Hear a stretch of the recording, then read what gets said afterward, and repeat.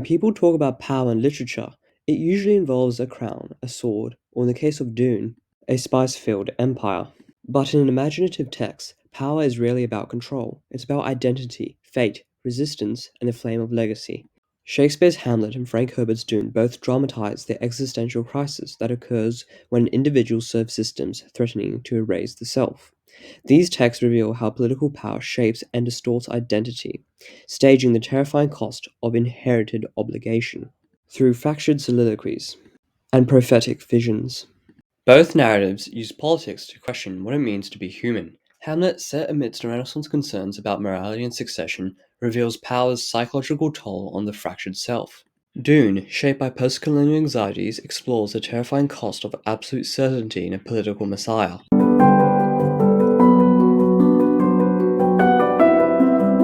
Both Hamlet and Dune are saturated with existential anxieties concerning power and the authentic self. Existentialism insists individuals are responsible for giving their own lives meaning in a world devoid of inherent purpose. As Sartre suggests, identity isn't born, it's forged by conscious action in a meaningless world. Both texts interrogate what it means to act when the world demands conformity. In Hamlet, Shakespeare's employment of fractured soliloquies, cynical monologues, and delays reflect this crisis. Elsinore, heavy with surveillance, betrayal, and ghosts, traps Hamlet in self-doubt. Dramatically, characterization becomes a reflection of his uncertain, haunted mind. Dune's construction is similar. Through world-building, Herbert layers institutions, from religion to spice economies, revealing how identity is a political construct shaped by forces larger than the self. Inner monologues from a fictional parodic Bible and time-distorting shifts all collapse Paul's agency. As his environment determines who he must become, the desert becomes a metaphor for erasure and doubt.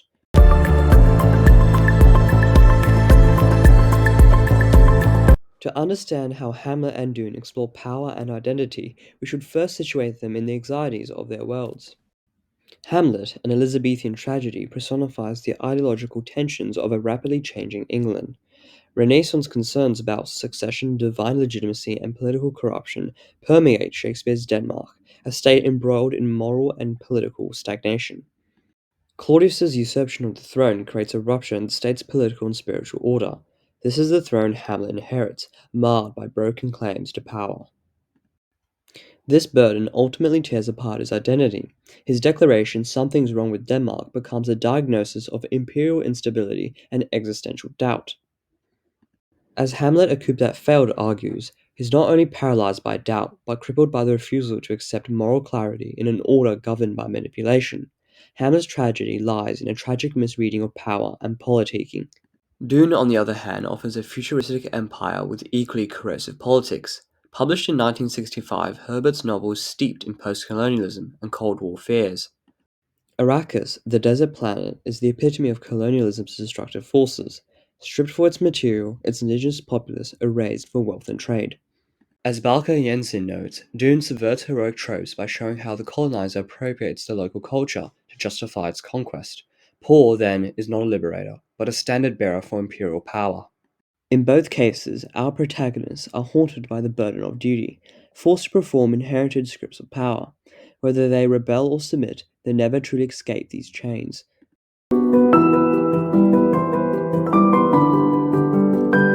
Shakespeare reveals the politics of inheritance, not as a clear path to power, but as a poisoned legacy. This denies Hamlet agency, forcing him into a system where moral integrity and political authority are incompatible. Often read as a humanist tale of indecision, Hamlet also functions as a potent political drama of failed inheritance. Hamlet isn't just a grieving son, he's the disinherited heir to a kingdom redecorated without his permission. Uncle Claudius not only took the throne and the queen, he completely reshaped the state with shrewd diplomacy, surveillance, and rhetoric. Claudius's rise subverts the rightful divine line of succession, trapping Hamlet in the ensuing disruption. When the ghostly apparition declares, "The serpent that did sting thy father now wears his crown," Hamlet's identity collapses under a legacy devoid of justice. As Hamlet the coup that failed argues, Hamlet inherits a political world in which legitimacy is not about blood, but about narrative, and his failure is the inability to rewrite that narrative with moral force. Even the task of revenge isn't a choice, but an inherited obligation. Inheritance here isn't empowering, it's a burden from a broken system. Hamlet is denied the throne yet given an impossible expectation to restore order without being corrupted. His famous soliloquy, to be or not to be, reflects a deeper collapse. A man asked to repair systems that no longer believe in the moral divine order once underpinning his role. Thus, Hamlet is a political tragedy of succession gone wrong, with arguably more drama than a high school group chat, where fate and legacy pull in opposite directions and the cost of inheritance is the self.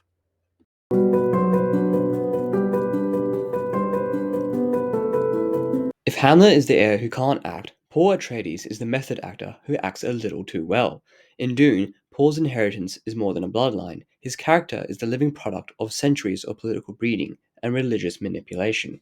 While Hamlet is haunted by a ghost, Paul is cloaked by the veil of prophecy. He is initially the heir to House Atreides, like Hamlet, but upon entering the desert, he becomes the successor to something far more potent, a myth. The Bene Gesserit, having placed messianic beliefs among the freemen, see Paul sit perfectly into this role. He reflects, this myth structure, they've planted it so deeply they'll obey you on sight. Paul understands the power of narrative and uses it, yet the more he embraces his messianic robes, the less of Paul remains.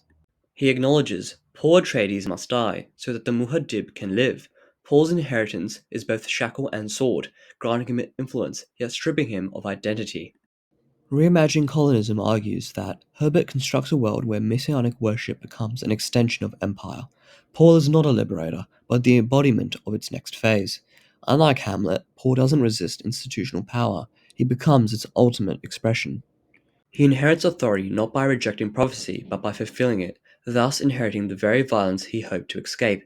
Dune isn't a celebration of Paul's triumph. Like Hamlet, Herbert frames his protagonist's actions as a warning of power that, even with good intent, cannibalizes itself.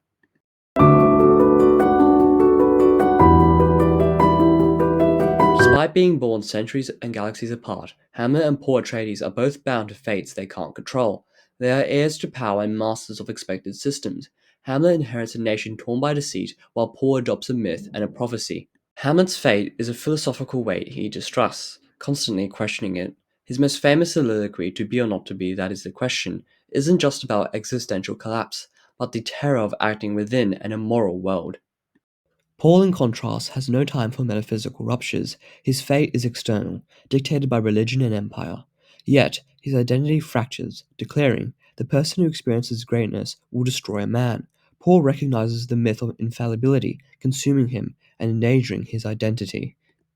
Both characters are destroyed by the roles they're forced to play. Hamlet dies trying to restore a corrupt system. Paul becomes the political messiah he feared. Ultimately, in both Hamlet and Dune, identity is an unstable core. It's twisted, fermented, and obliterated by narratives of power.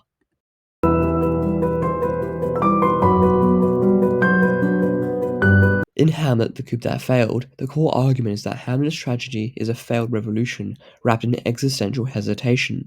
The author states Hamlet is less a dreamer than a failed revolutionary. His tragedy lies not in doubt, but in a misreading of power.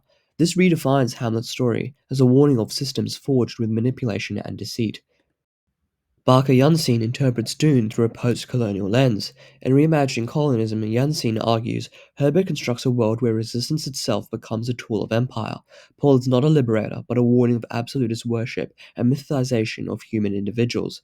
This challenges the romanticization of Paul's journey, showing he doesn't escape the imperial system, but becomes its perfected product. Crucially, this collapse of moral autonomy mirrors existentialist anxieties. Sartre's notion of bad faith, where one rejects freedom for a prescribed role, is deeply relevant. Paul chooses power, forfeiting authentic freedom. Rather than asserting his identity, he surrenders to the mythos imposed upon him. He is no longer an agent resisting empire, he is a symbol consumed by it. Both critics reveal how power shapes one's identity, world, and fate, either by making action impossible or by making action inevitable but dehumanizing.